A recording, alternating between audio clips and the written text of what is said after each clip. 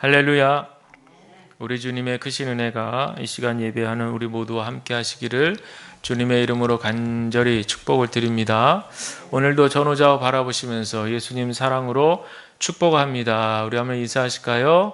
예수님 사랑으로 축복합니다. 한 번 더 예수님 사랑으로 축복합니다. 감사합니다. 오늘 반가운 얼굴도 보이시고 또 이렇게 함께 5월의 첫 주일인데 날씨는 비록 좀 굳지만 또 이렇게 오셔서 하나님 앞에 예배하는 우리 모두에게 이 시간 성령의 위로와 은총이 함께 하시기를 간절히 부탁을 드립니다.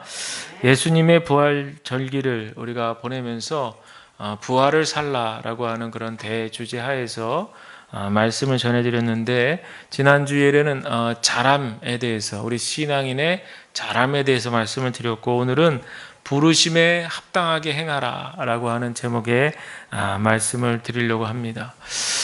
우리가 부르심에 합당하게 행하라, 우리가 어떤 부르심이 있는가? 우리가 보통 부르심하면 이제 소명이라는 그런 말을 쓰잖아요. 그러면 보통 이제 목회자나 이렇게 선교사님들, 뭐 사역자 이렇게 이제 보통을 생각하고, 우리 이제 보통 성도님들 같은 경우에 내가 뭐 무슨 특별한 부르심이 있나, 우리는 그저 그렇게 일상생활에서 찌든 생활에서 바쁘게 분주하게 살아가고 그렇게 거룩한 주일에 찾아와 예배하면 되지, 우리가 이제 그렇게 생각할 수 있는데, 우리가 이 부르심에 대한 개념을 조금 더 잘 정립할 필요가 있겠다, 그런 생각이 듭니다. 그래서 많은 학자들도 이 부르심에 대해서, 소명에 대해서 여러 연구들을 하고 이야기를 하지만, 우리가 기본적으로 보편적으로 생각하는 이 부르심에 대한 개념은 하나님께서 우리의 일상생활 가운데에서, 일상생활 속에서 우리와 함께 하시는 그런 영역이 있다라고 하는 사실을 우리가 먼저 기억하는 것이 참 중요하겠다 싶습니다. 왜냐하면 저도 이제 설교 때마다 여러 차례 강조 말씀을 드렸지만, 우리 감리교회 신학도 그렇고 구원론도 그렇고 우리가 그저 예수 믿습니다 라고 하는 것에 그치는 것이 신앙의 전부가 아니다라는 것을 여러분 이제 잘 아실 겁니다. 그래서 우리가 두렵고 떨리는 마음으로 구원의 완성을 향해서 이 땅에서 우리가 두 발을 딛고 살아가는 존재들이기 때문에 불완전하고 연약할 수밖에 없지만, 우리가 예수 믿은 그 구원의 믿음을 가지고 성령께서 인도하시는 이 땅에서의 불완전한 삶을 인도함 받는 가운데 주님 만나 배우는 그날까지 우리가 거룩해져 가는 성화의 삶을 추구하면서 살아가는 것, 이것이 우리가 신앙생활하는, 결국에는 우리가 주님과 함께 영화로운 삶을 영위하게 되는, 영원한 생명을 누리게 되는 이제 그 삶을 향해서 우리는 표대를 향해서 전진해 나가는 것이죠. 이것이 바로 우리 신앙생활의 커다란 큰 목표가 된다는 사실을 여러분들 기억하셔야 될 줄로 믿습니다. 그래서 우리가 뭔가 예수를 믿었기 때문에 뭔가 얻을 수 있는 그런 축복의 열매에만 우리가 그렇게 관심을 갖는 것이 아니라, 그 축복의 열매는 하나님께서 다 우리에게 허락해 주시고 준비해 두셨다라고 하는 믿음을 갖는 게 더 중요해요, 사실은.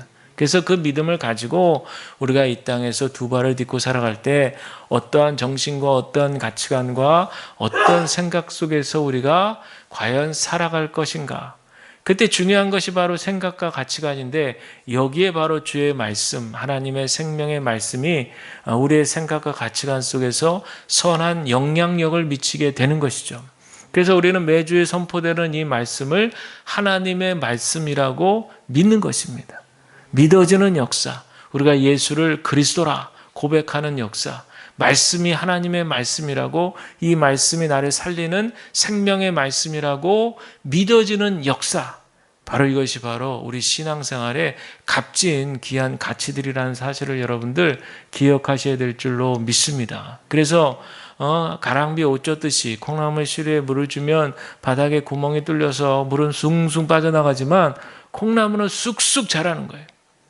우리가 매주 이렇게 말씀드리면 뭐 하나 싶기도 하고, 어쩔 때는 허탈하기도 하고, 세상 가운데 쓰러질 때도 있고 여러 가지 좌절할 때도 있는데, 그러함에도 불구하고 우리에게 매주 주어지는 이 가랑비 같은 하나님의 생명의 말씀이 우리의 영혼의 심령 가운데 적셔질 때, 그때 하나님의 놀라운 살아계심의 역사와 믿어짐의 역사가 일어나게 된다 라고 하는 사실을 저 여러분 기억하시길 바랍니다. 그래서 우리가 이렇게 두 발을 딛고 걸어서 이렇게 하나님 앞에 나와서 예배하는 이 예배하는 우리의 모든 행동이 하나님을 만나게 하는, 또 하나님을 만나기 위해서 우리의 마음 가운데 주셨던 거룩한 마음이 표현되어지는 놀라운 하나님의 역사라는 사실을 우리는 기억해야 될 줄로 믿습니다. 그래서 우리가 예배 가운데 하나님께 영광 올려드리고 찬양 올려드리고 그러는 가운데 우리의 영혼이 새로워지는 거예요. 이게 바로 영혼의 투석입니다. 영혼의 투석. 그래서 예배는 영혼의 투석이에요. 여러분 투석 아시죠? 투석은 더러운 피는 뽑아내고 걸러내고 새로운 피가 공급되어지는 과정을 투석이라고 그러잖아요. 우리가 한 예배 들을 때마다 영혼의 투석 작업이 일어나는 거예요. 그래서 우리의 옛 생각들, 거짓된 생각들, 부정적인 생각들, 또 고집스러운 생각들, 세상에 취해 있는 생각들, 이런 것들이 예배를 통해서 다 씻겨나가는 거예요. 그리고 예배를 통해서, 찬양을 통해서, 기도를 통해서, 또 말씀을 통해서, 성찬을 통해서 나에게 들어오는, 영혼에 들어오는 새로운 생각들, 이런 것들을 붙들고 또 한 주간을 우리의 삶 가운데 믿음으로 승리하게 되는 것을 기억하시기를 바랍니다. 그래서 이 부르심에 대한 응답이 중요한 거예요. 그러니까 내가 부르심 받았다라고 하는 것은 거창하게 내가 큰 일을 하기 위해서 부르심 받았다 그런 뜻이 아니라 일상생활 속에서 내가 신앙인으로 믿음을 갖고 하루하루 성령님의 인도하심에 따라서 승리하며 살아갈 수 있는 바로 그 작은 발걸음이지만 그저 오솔길 하나 내는 그런 심정으로 말이죠. 작은 길 하나 낸다는 심정으로 우리가 걸어가는 이 발걸음이 주님께로 향하는 믿음의 길이 됨과 동시에 이 길을 따라서 또 내 뒤에서 누군가가 그 길을 쫓아서 따라올 수 있는 작은 길이 된다는 사실을 여러분 기억하시고요. 저 여러분들의 이 믿음의 길이 결코 헛된 길이 아니다는 사실을 저 여러분들 기억하시기를 바랍니다. 그래서 에베소서에서는 이 부르심과 응답을 너무 중요하게 얘기하는, 특별히 교회가 세워지고 이 땅에 부르심 받았다는 것을 사도 바울은 굉장히 중요하게 여기는 거예요. 에베소서가 6장으로 되어 있는데요. 1장부터 3장까지는 이 부르심에 대한 굉장히 신학적이고 조금은 딱딱하고 교리적인 그런 말씀들이 질서 정연하게, 논리 정연하게 기록되어 있다면 4장부터 6장까지는 그럼 어떻게 살라는 말이냐? 도대체 그런 신앙과 믿음을 가지고 어떻게 살라는 말이냐? 제 오늘 설교와 연결시켜 보면 어떻게 부활신앙으로 살란 말이냐?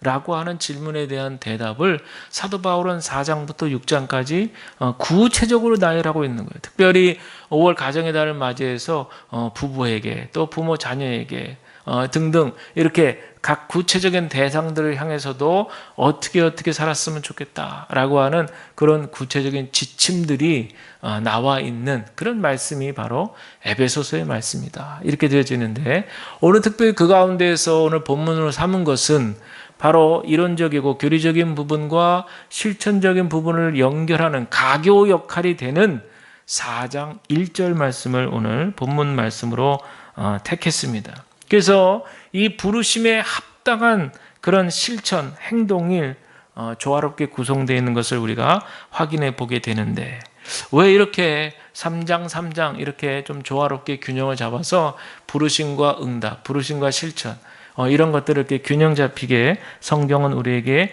이야기해 주는가? 하나님과 우리 인간 사이는 상호 인격적인 사랑의 관계를 이어가야 하기 때문에 바로 이런 맥락에서 이런 설명이 이루어지는 거예요. 가령 예를 들면요. 여러분 우리 모든 인간에게는 잠재력이라는 게 있거든요. 또 인간이 만물의 영장이다 이런 표현도 쓰지만 어쨌든 우리 한 사람 한 사람에게는 다 인간의 잠재력이 있습니다. 근데 중요한 건 뭔지 아세요?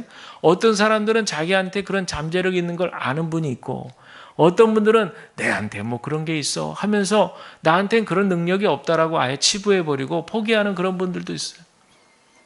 여러분들은 어떠신지 제가 한번 여쭙고 싶어요. 근데 여러분들 제 경험들 이렇게 살펴보면요.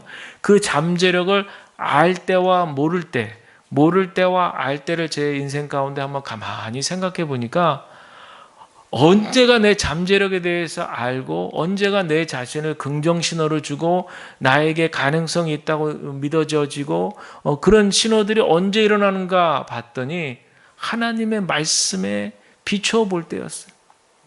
하나님이라고 하는 나를 만드신 창조주 되시는 그분의 말씀, 그분의 계시의 말씀을 내 존재 안에 부딪히게 될 때, 즉 이 말은 바꿔 말하면 피조물이 창조주와 딱 맞닥뜨려지게 될 때, 그때 여러분들 인간은, 피조물은 창조주로부터 부여받은 그런 영감과 잠재력을 깨닫게 되더라는 거예요.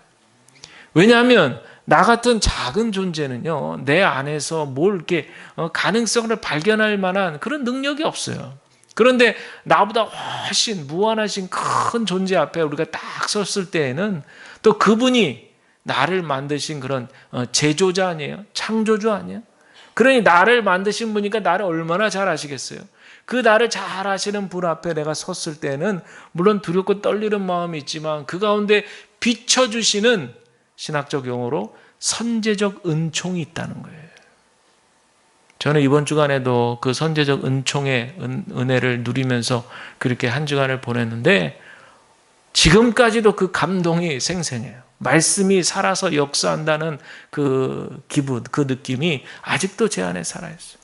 구체적인 우리 상황 속에서 우리가 때로 두렵고 불안하고 또 위험스러운 그런 상황에서 하나님 말씀이 우리 안에, 전 인격 안에 스며들어서 우리에게 새 힘을 공급해주는, 여러분, 그런 놀라운 역사가 우리 가운데 일어난다는 사실을 기억하시길 바랍니다.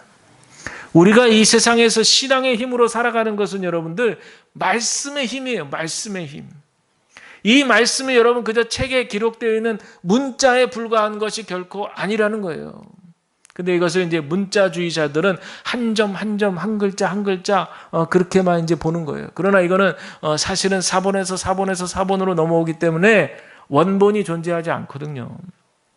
그래서 사본으로 넘으면서 오차도 있고 오류도 있고 실수도 있고 하는데, 그런 지역적인 한 글자 한 글자에 천착하는 그런 것이 아니라 생명의 말씀, 하나님의 말씀으로 믿고 이 본문 말씀 안에서 흘러가는 하나님의 뜻을 발견해내는 것, 여러 가지 해석의 과정을 통해서 발견해내는 것, 이것이 더 중요한 거예요. 여러분, 이런 말씀이 우리에게 주어졌을 때 중요한 것은 우리가 바로 하나님 앞에 바로 응답하겠냐는 거예요. 그리 아니하실지라도 하나님께 바로 응답할 수 있겠냐는 거예요. 여러분 뭐 설교 이렇게 할 때 설교자들이 아멘 하세요, 뭐 아멘 뭐 억지로 막 아멘을 강요하는 것 같기도 해요. 뭐 그래서는 안 되죠. 억지로 아멘 강요하고 그래서는 안 되죠. 그러나 여러분들 마음속에서 심령 가운데 믿어진다면 아멘 할 수 있기를 주의 이름으로 간절히 축원을 드립니다. 분명히 성령께서 마음 가운데에서 믿어지게 하는 역사를 우리에게 주시는 거예요. 우리가 그럴 때 아멘으로 화답하시길 바랍니다. 우리 한번 아멘 하실까요? 아멘. 그럴 때 우리 안에, 생명 안에 새롭게 살아나는 놀라운 역사가 있는 거예요. 자, 그런데 성경을 보면요, 이런 하나님께서는 우리에게 말을 걸어오시거든요. 말씀을 통해서 매주일마다 말을 걸어오십니다. 설교자 입술을 통해서 선포될 때, 물론 이 안에 선포될 때는 설교자 인격 속에서 이 말씀이 한번 들어가서 섞이고 그러면서 해석하면서 나와요. 나와서 선포되는데, 물론 아멘으로 화답할 수도 있지만 성경을 보면 하나님의 그런 매주일 말씀으로 부르시고 말을 거시는데 거기에 응답하지 않는 경우들도 많더라는 거예요. 이게 우리들의 모습일 수 있다는 거예요. 여러분, 아담을 한번 생각해 보세요. 아담이 에덴 동산에서 하나님 명령에 불순종했어요.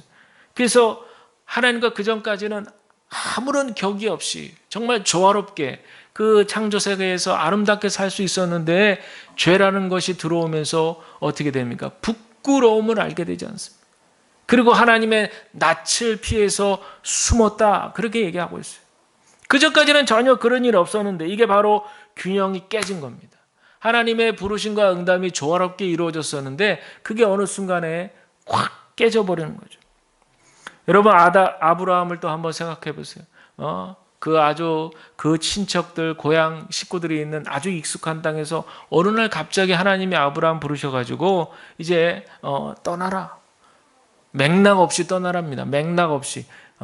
너 앞으로 내가 이렇게 쓸 거야. 너는 앞으로 이렇게 되고 넌 이런 역할을 해야 되기 때문에 지금 할 수 없지만 너 나이도 좀 많지. 근데 좀 피곤하겠지만 그래도 좀 내 부르심에 응답해줘. 이런 뜻이야. 이런 게 아니에요.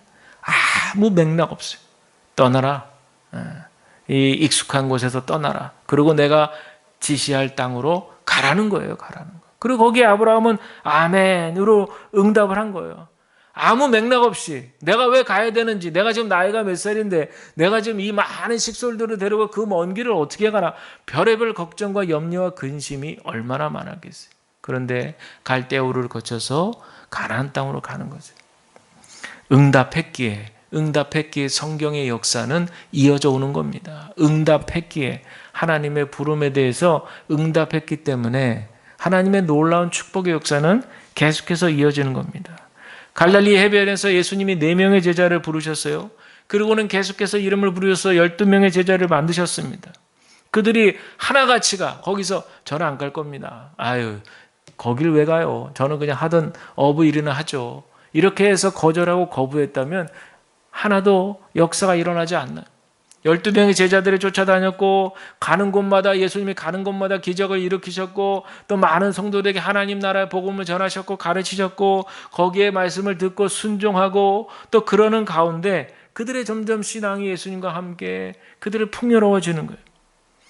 결국에는 그들의 부름, 예수님께서 그 제자를 부르셨던 것은 이제 당신이 십자가를 지시고 이제 죽음에까지 이르게 되는 그 길로 같이 가게 되는데, 물론 그 앞에서 그들은 도망쳤지만 부활하신 예수님께서 또다시 그들을 만나 주심으로 그들의 예수님에 따라가는 그 길은 또 이어지는 거예요.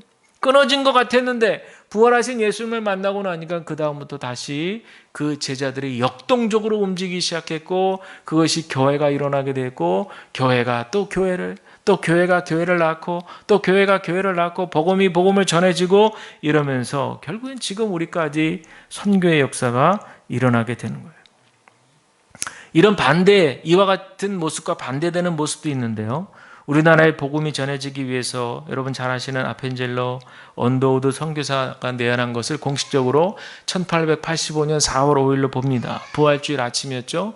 이때 선교 초구의 선교사님들이 우리 조선 땅, 그 당시에 이제 구한 말이었어요. 그래가지고 쇄국 정책, 여러분 잘 아시죠? 그래가지고 서양에 앞서가는 문물들을 받아들이지 않고 우리 것을 지켜야 된다. 뭐 이래가지고 그냥 꽉 사대문을 이게 닫아놓고 말이죠. 절대 못 들어오게. 그래서 이제 천주교가 이제 먼저 들어왔는데 많은 핍박이 있었고, 뭐 그러는 가운데 어쨌든 1885년에 우리 또 개신교 선교사님들이 들어오는데, 그때 그들의 선교 정책이 얼마나 사랑을 가지고 서울 사대문 안에 있는 헐벗고 굶주린 그런 많은 가난한 백성들이 많았거든요.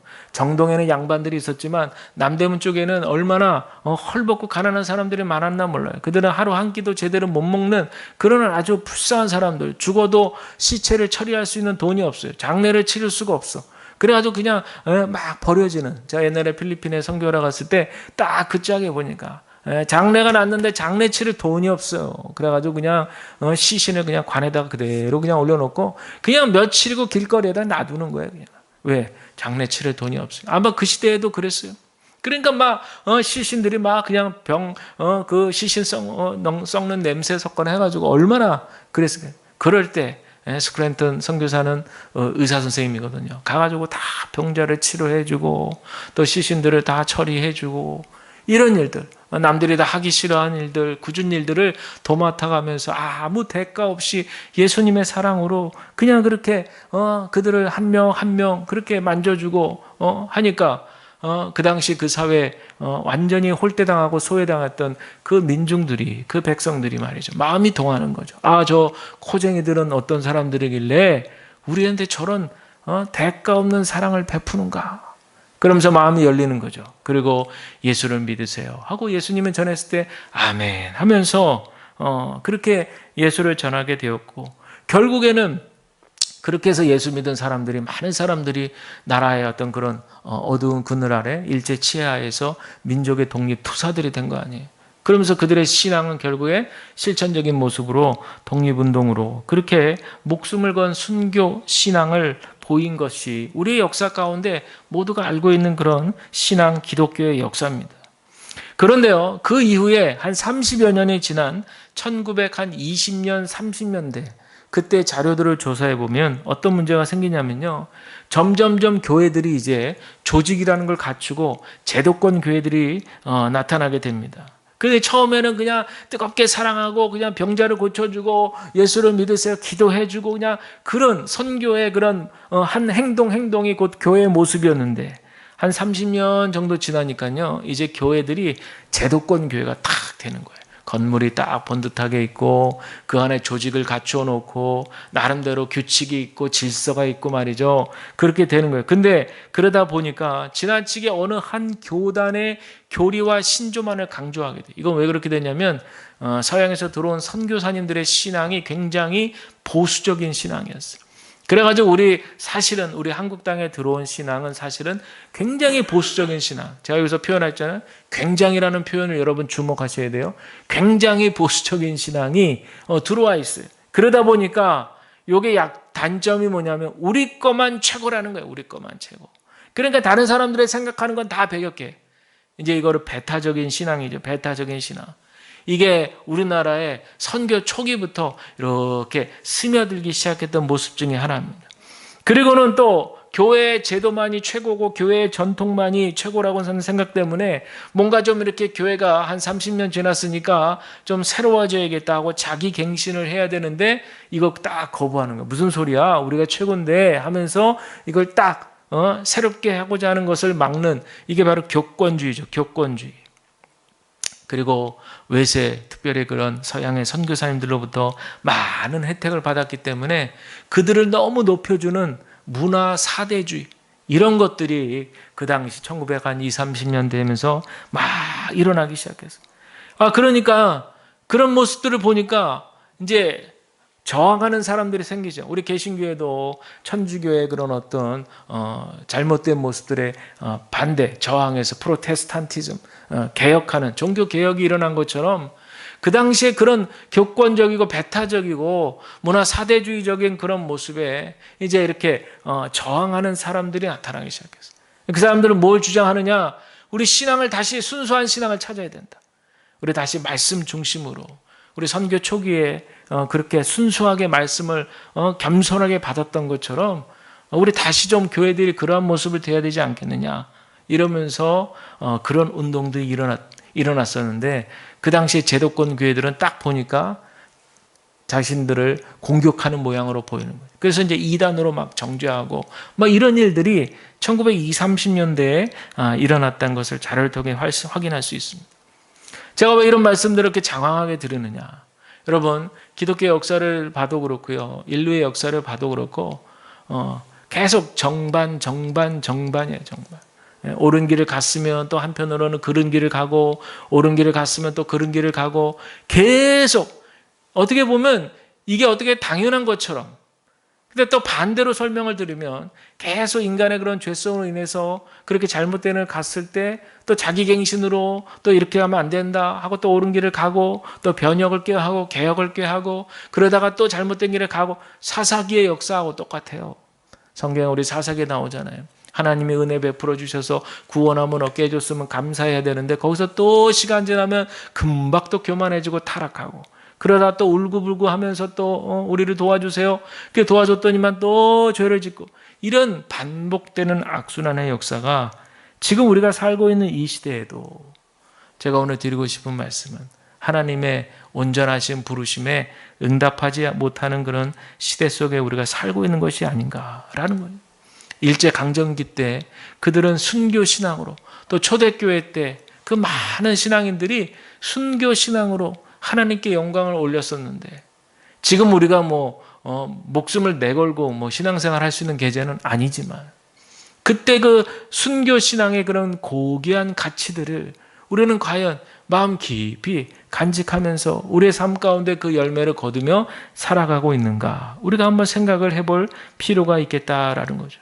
바울은 갈라디아서 2장 20절에서 내가 그리스도와 함께 십자가에 못 박혔나니 이제는 내가 사는 것 아니요 오직 내 안에 그리스도께서 사신 것이라고 그랬어요. 여러분 신앙생활은요. 내 안에 주님께서 임마누엘 되셔서 그 예수님이 나와 동행하는 것을 날마다 확인하셔야 돼요. 여러분 그렇게 확인하고 살아가십니까? 아멘. 네, 살아가시길 주의 이름으로 축원합니다. 내 안에 주님께서 늘 말씀으로 동행하시는 그 주님을 만나셔야 돼요. 만나셔야 돼요. 우리가 머리가 있기 때문에 하나님께서 우리에게 이성을 주셨잖아요. 그러니까 일단 말씀이 우리의 이성으로 들어와야 돼요. 그래서 이게 무슨 말씀이구나 하면서 여러 번 말씀을 읽다 보면 그 가운데에서 희한한 일이 벌어져요. 세상의 지식은 읽으면 머릿속으로 이해되고 정리되고 이런 내용이로구나 하고 끝나요. 그런데 하나님의 말씀이 왜 생명이라는 것은 머릿속으로 일단 이렇게 정리가 되고 이해가 됐다면 그 말씀이 계속 읽어지고 또 생각하고 하루 종일 일터에서도 또 생각하고 이런 과정이 이제 묵상이거든요. 그러면 소가 소화할 때 제가 말씀드렸잖아요. 평균 10시간이에요. 위가 4개니까 들어갔다 나왔다 하거든요. 근데 그 과정 속에서 딱딱했던 음식들이 다 아주 잘게 부서져서 소화가 되는 것처럼 우리 일단 머리로 들어온 말씀을 하루 종일 곱씹고 또 씹고 또 씹고 소리내서 읊풀고 하다 보면 결국엔 그 말씀이 머리에만 머무르지 않고 어떻게 되냐? 우리 가슴으로 내려오는 거예요. 할렐루야. 머리에서 가슴으로 내려오셔야 돼요. 머리에서 가슴으로 내려오시길 주의 이름으로 축원합니다. 머리에서 가슴으로 내려오셔야 돼요. 머리에서 마음에 하나님의 말씀이 잠겨야 돼요. 저장이 돼야 됩니다. 그때 그 말씀이요, 나도 모르게 살아서 운동력을 가지고 내 인격을 좌지우지하는, 그리고 하나님의 선한 길로 나를 인도하시고 내가 불안하고 염려가 될 때, 힘들고 고통스러울 때 그 말씀이 나를 새롭게 바뀌어주고 기쁨이 되게 하는 거예요. 바라기는 저와 여러분들에게 이런 은총이 있어야 되는데 그 은총은 바로 먼저 이 사도 바울의 고백이 있어야 돼요. 내가 그리스도와 함께 십자가에 못 박혔나. 그런즉 이제는 내가 사는 것이 아니요 오직 내 안에 그리스도께서 사신 것이라. 여러분 안에 예수 그리스도께서 살고 계심을 여러분들 인정하십니까? 또 그러길 원하십니까? 이거 그렇게 쉬운 문제 아니에요. 예? 이거 쉬운 문제 아닙니다. 왜 예수님이 내 안에 들어와요? 내 안에 얼마나 지금 복잡한데, 내 안에 지금 막 생각도 많고 여러 가지, 예수님 오실 때가 아니에요, 아직은. 왜 우리 손님 맞을 때도 그런 얘기 하잖아요.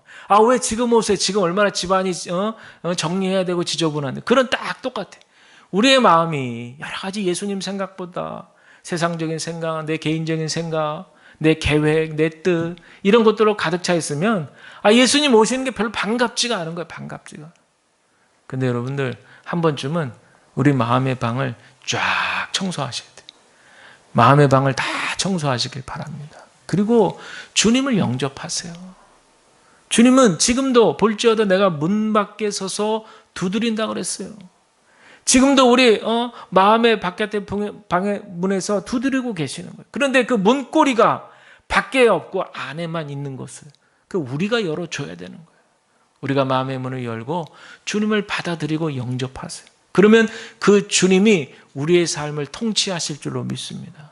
그게 확실한 길이에요. 그게 복된 길입니다. 내가 내 인생을 계획해서 살려고 그러면 복잡하고 힘든 일 너무 많아요. 물론 예수님을 믿어도 그 일은 계속되겠지만 그런 일들을 처리하는 방법이 수준이 다르다는 거예요. 내가 스스로 계획해서 해결하려고 하는 것보다는 내가 마음의 문을 활짝 열고 주님 어서 오시옵소서. 주님 어서 오시옵소서. 주님 나를 다스려 주시옵소서. 주님 내 인생을 다스려 주시옵소서. 주님 나를 통치하여 주시옵소서. 여러분 이러한 고백이 저와 여러분들 가운데 사도 바울이 고백한 것처럼 우리 가운데 흘러넘치시기를 간절히 주의 이름으로 부탁을 드립니다. 그래서 우리가 하나님의 부르심에 응답하는 거예요. 그런데 부르심에 응답 안 할 수도 있어요. 로마서 1장에 보면 나오잖아요. 모든 경건하지 않음과 불의로 진리를 막는 사람들에 대해서 쭉 말씀이 나옵니다. 하나님은 그것을 어떻게 심판하시냐? 그냥 정욕대로 살도록 놔두는 거예요. 그래 네 멋대로 살아봐라. 그래 네 생각대로 살아봐라. 네 판단대로 한번 해봐라. 네가 얼마나 똑똑한지 보자. 그런데 그게 곧 심판이에요. 여러분, 하나님이 건드려 주실 때 그때가 복인 줄로 믿으시기를 주의 이름으로 간절히 축원합니다. 나한테 문제가 생겼어도 그것이 하나님의 건드려 주심이에요. 나한테 뭔가 고통이 있어도 주님이 지금 건드려 주고 계시다는 뜻이에요. 말을 걸어오고 계시다는 뜻이에요. 말씀으로도 말을 걸어오시지만 나한테 뭔가 문제가 생겼을 때 멈추게 하시는 거예요. 멈추게. 건드리십니다. 건드려요. 그럴 때 알아차려야 돼. 알아차려야 돼. 아, 이 뭐야 하면서 그렇게 아무것도 아닌 것처럼 치부할 것이 아니라, 아, 주님, 저에게 뭔가 말씀하고 싶으시군요.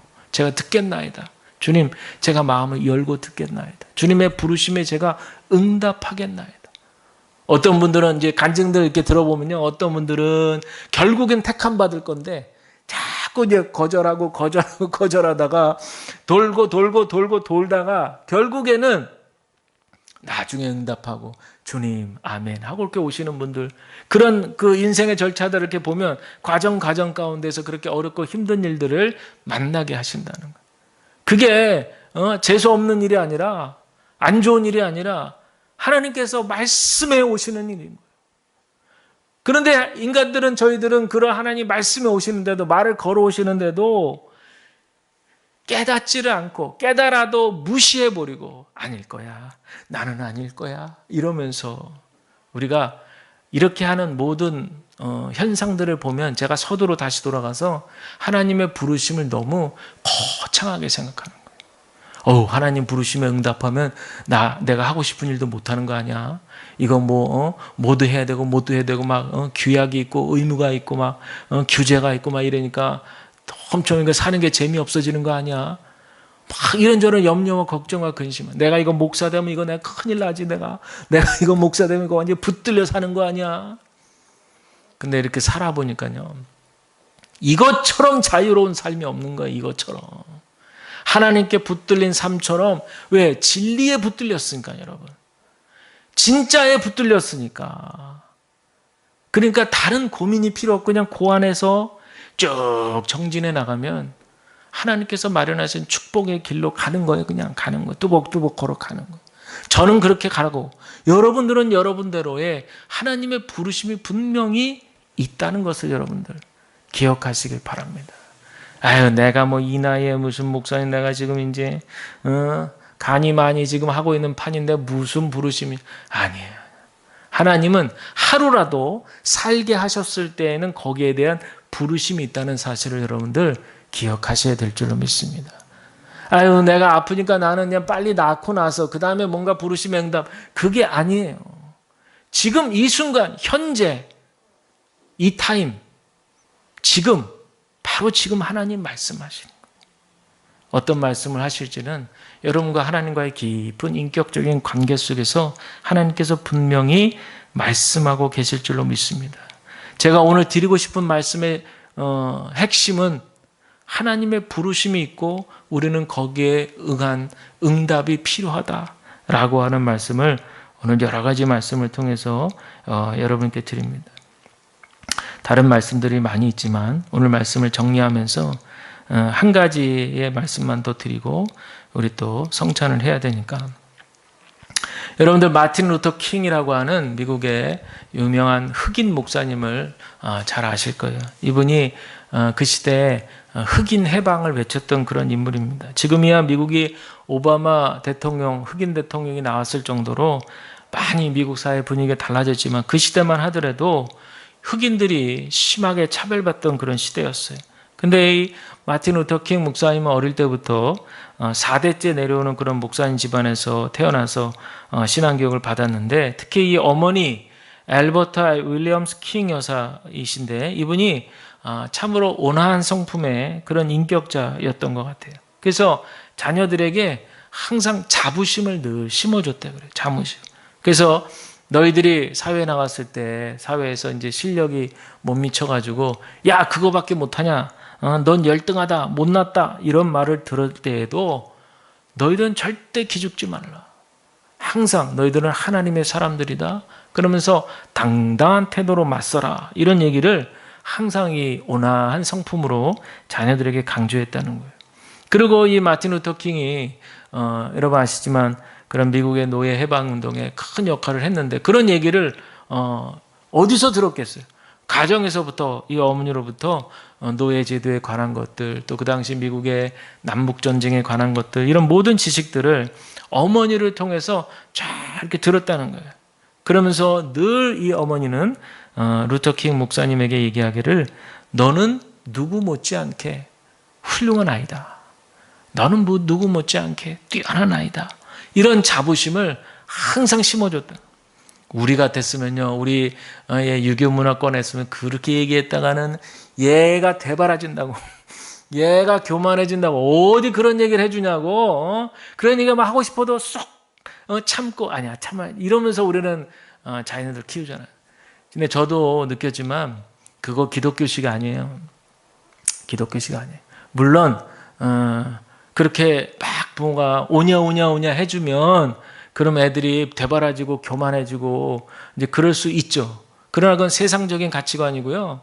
기독교적인 가치관은 하나님이 심어놓은 잠재력을 불어 넣어주는 거예요.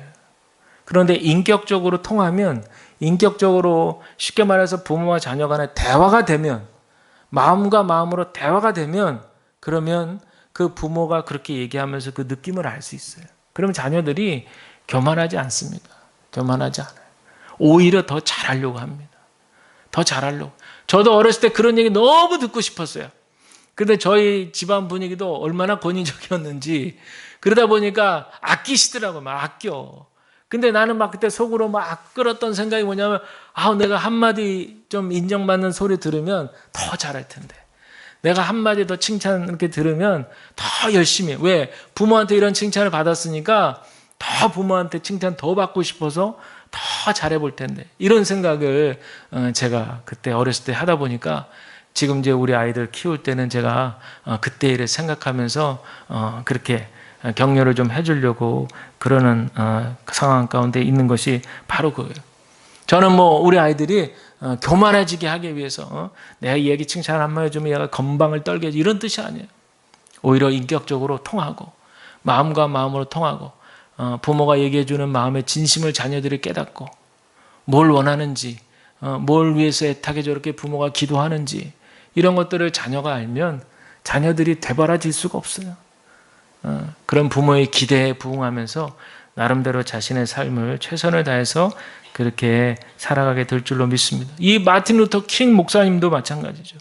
그 시대 속에서 그의 부르심에 대한 응답은 바로 이런 자신과 같은 그런 흑인들, 그들이 차별받는 그런 사회 속에서 자유를 얻게 하기 위해서 하늘의 미랄이 되었던 그런 삶을 그는 신앙의 결단으로 살아가게 되었다라고 하는 그런 겁니다.